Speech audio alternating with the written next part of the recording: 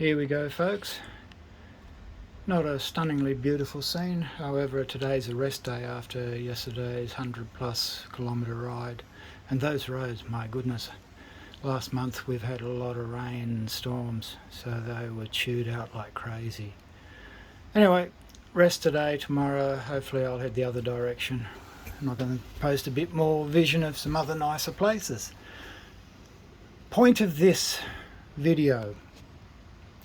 This morning I got an email from head office and I reluctantly use the word answers because, you'll work it out. Here we go. We have three main things I asked. Number one, apparently Shimano refused to detail what the power levels 1 to 11 are as a percentage of assist. End of story. I do find that a little bit of a pain in the rear end because I really can't see any intellectual property issues that would come up with them telling us what they are. However, that's what head office of Giant tell me. They say Shimano will not tell them.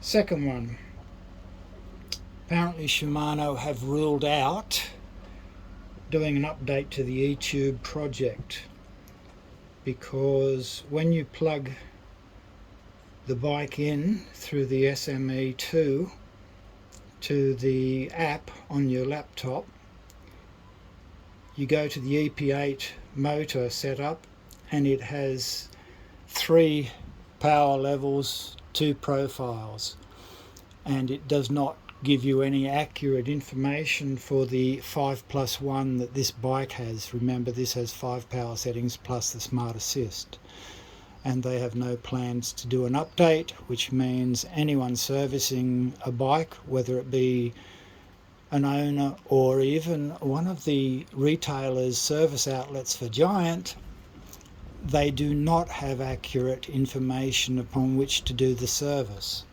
So for me that seems to be awkward, to say the least. And the third big question was, does this bike have a functioning crash mode on the Di2? Answer, apparently so.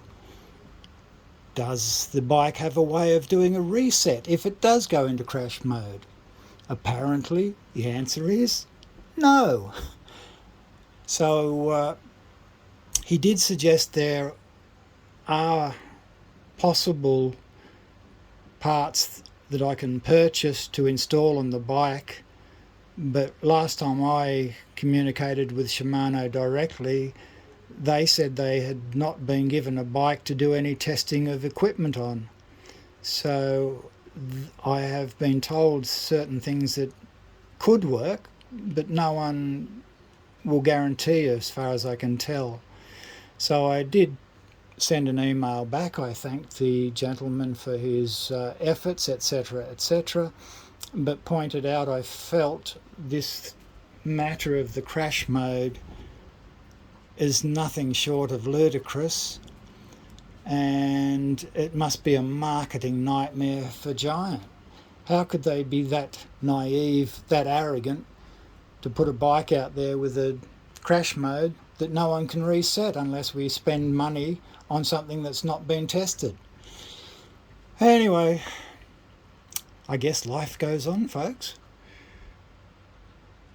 I don't think there's anything else I need to say on that. So yeah, we just kick along with it. Although the good news is I have tortured this bike, as some of you have noticed on some of the videos, over some nasty tracks, and I haven't triggered the crash mode, so here's hoping it stays that way. Anyway, time to kick back. It's 35 degrees already in the boat, even though I've got it wide open. And if anyone's curious, yes, this is home and has been for over 18 years. And don't get me started on tales of animal encounters. You'll end up hearing about crocodiles, manta rays and whales. Although, let me just throw a quick one in. There's nothing quite like waking up at 2 o'clock when you're at anchor to hear whale song coming through the hull. And my first thought was, gee, I hope he knows I'm a motor sailor and not an amorous female. Once that thought went, I just sat back and enjoyed it. Cheers, catch ya.